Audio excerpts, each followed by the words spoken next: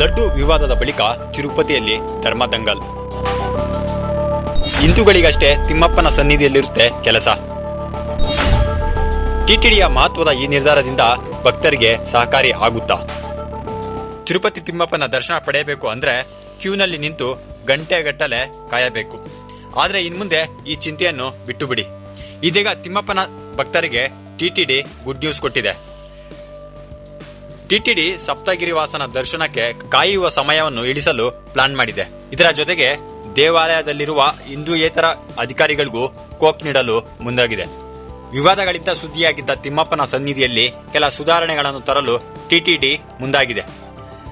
ತಿಮ್ಮಪ್ಪನ ದೇವಸ್ಥಾನದಲ್ಲಿ ದರ್ಶನಕ್ಕೆ ಕಾಯುವ ಅವಧಿಯನ್ನು 2 ರಿಂದ 3 ಗಂಟೆ ಇಳಿಸಲು ಟಿಟಿಡಿ ನಿರ್ಧರಿಸಿದೆ. ಟಿಟಿಡಿಯ ನೂತನ ಅಧ್ಯಕ್ಷ ಬಿಆರ್ ನಾಯ್ಡು ನೇತೃತ್ವದಲ್ಲಿ ನೂತನ ಪದಾಧಿಕಾರಿಗಳ ಸಭೆ ನಡೆದಿದ್ದು, ಈ ಸಭೆಯಲ್ಲಿ ನಿರ್ಧಾರ ಕೈಗೊಳ್ಳಲಾಗಿದೆ.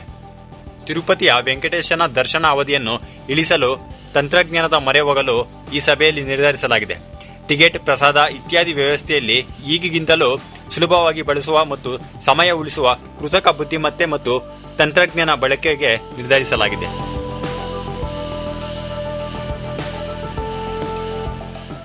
ಇನ್ನು ಟಿಟಿಡಿ ಹಿಂದೂಯೇತರ ನೌಕರರಿಗೆ ಕೋಕ್ ನೀಡಲು ನಿರ್ಧರಿಸಿದೆ. ಒಂದು ವಿಆರ್ಎಸ್ ತಗೊಳ್ಳಿ, ಇಲ್ಲ ವರ್ಗಾವಣೆ ಪಡೆಯಿರಿ ಎಂದು ಟಿಟಿಡಿ ಆಡಳಿತ ಮಂಡಳಿ ನಿರ್ದೇಶನ ನೀಡಿದೆ. ಹಿಂದೂ ದೇಗುಲಗಳಲ್ಲಿ ಅನ್ಯ ಧರ್ಮದವರಿಗೆ ಉದ್ಯೋಗ ನೀಡಬಾರದು ಹಾಗೂ ಅವರನ್ನು ಕೂಡಲೇ ವಜಾಗೊಳಿಸಬೇಕು ಎಂದು ಹಿಂದೂ ಸಂಘಟನೆಗಳು ಆಗ್ರಹಿಸುತ್ತಿವೆ. ನೂತನ ಟಿಟಿಡಿ ಆಡಳಿತ ಮಂಡಳಿ ಅಧಿಕಾರ ಸ್ವೀಕಾರದ ಬಳಿಕ ಈ ಚರ್ಚೆ ಮತ್ತೆ ಬಂದಿದೆ. ಟಿಟಿಡಿ ಅಧ್ಯಕ್ಷ ಬಿಆರ್ ನಾಯ್ಡು ಕೂಡ ಮಾಧ್ಯಮಗಳ ಮೂಲಕ ಈ ವಿಷಯದ ಬಗ್ಗೆ ಶೀಘ್ರದಲ್ಲೇ ನಿರ್ಧಾರ ತೆಗೆದುಕೊಳ್ಳಲಾಗುವುದು ಎಂದು ಸೂಚಿಸಿದ್ದರು. 2018ರಲ್ಲಿ ಅಂದಿನ ಸಿಎಸ್ಎಲ್ವಿ ಸುಬ್ರಹ್ಮಣ್ಯಂ ಅವರು ಅನ್ಯಧರ್ಮೀಯ ನೌಕರರನ್ನು ಗುರುತಿಸಿ ಕ್ರಮ ಕೈಗೊಳ್ಳಲು ಮುಂದಾಗಿದ್ದರು. ಆಗಿನ ದಾಖಲೆಗಳಲ್ಲಿ ದಾಖಲಾಗಿದ್ದ ವಿವರಗಳ ಆಧಾರದ ಮೇಲೆ ಅನ್ಯಧರ್ಮೀಯರೆಂದು ಪರಿಗಣಿಸಲ್ಪಟ್ಟ ನೌಕರರನ್ನು ಗುರುತಿಸಲಾಗಿದೆ. ಆದರೆ ಚುನಾವಣೆ ಬಂದ ವೈಎಸ್ ಜಗನ್ ಸಿಎಂ ಆದ ಬಳಿಕ ಈ ಪ್ರಕ್ರಿಯೆ ಸ್ಥಗಿತಗೊಂಡಿತ್ತು. ಆನಂತರ ಸುಬ್ರಹ್ಮಣ್ಯಂ ಅವರನ್ನು ಸಿಎಸ್ ಹುದ್ದೆಯಿಂದ ಕೆಳಗಿಳಿಸಿದ್ದು ವಿವಾದಕ್ಕೆ ಕಾರಣ ಆಗಿತ್ತು. ಸದ್ಯ 1000ಕ್ಕೂ ಹೆಚ್ಚು ಅನ್ಯಧರ್ಮೀಯ ನೌಕರರಿದ್ದು, ಇವರಲ್ಲಿ ಕೆಲವರು ಕಾಯಂ ನೌಕರರು ಹಾಗೂ ಗುತ್ತಿಗೆ ಆಧಾರದ ಮೇಲೆ ಕೆಲಸ ಮಾಡುತ್ತಿದ್ದಾರೆ ಎಂದು ಅಂದಾಜಿಸಲಾಗಿದೆ. ಟಿಟಿಡಿ ಮತ್ತು ಪ್ರಸ್ತುತ ಆಂಧ್ರ ಸರ್ಕಾರ ತಿರುಮಲದ ಪವಿತ್ರತೆಯನ್ನು ರಕ್ಷಿಸಲು ಬಲವಾದ ಕ್ರಮಗಳನ್ನು ತೆಗೆದುಕೊಳ್ಳುತ್ತಿದೆ. ಜೊತೆಗೆ ಎನ್ಡಿಎ ಸರ್ಕಾರವು ಈ ಬಗ್ಗೆ ಪ್ರಮುಖ ನಿರ್ಧಾರಗಳನ್ನು ತೆಗೆದುಕೊಳ್ಳುತ್ತಿದೆ. ಸಿಎಂ ಚಂದ್ರಬಾಬು ನಾಯ್ಡು ಅವರು ಮಾತುಕತೆ ಮೂಲಕ ಕಾನೂನು ಸಮಸ್ಯೆಗಳನ್ನು ಬಗೆಹರಿಸಿ ಅನ್ಯಧರ್ಮೀಯ ನೌಕರರ ವರ್ಗಾವಣೆ ಕ್ರಮ ಕೈಗೊಳ್ಳುವ ಸಾಧ್ಯತೆ ಇದೆ.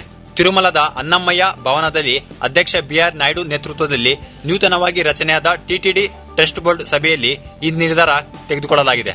ಲಡ್ಡು ಪ್ರಸಾದ ತಯಾರಿಕೆಗೆ ಬಳಸುವ ತುಪ್ಪದ ಕಲಬೆರಕೆ ವಿವಾದದ ನಂತರ ಟಿಟಿಡಿಯ ಮೊದಲ ಸಭೆ ಇದಾಗಿದೆ.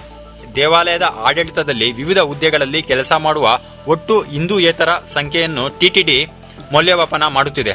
ತಿರುಮಲದಲ್ಲಿ ಕೆಲಸ ಮಾಡುತ್ತಿರುವ ಹಿಂದೂಯೇತರರ ಬಗ್ಗೆ ಸೂಕ್ತ ನಿರ್ಧಾರ ತೆಗೆದುಕೊಳ್ಳುವಂತೆ ನಾವು ರಾಜ್ಯ ಸರ್ಕಾರಕ್ಕೆ ಪತ್ರ ಬರೆಯುತ್ತೇವೆ.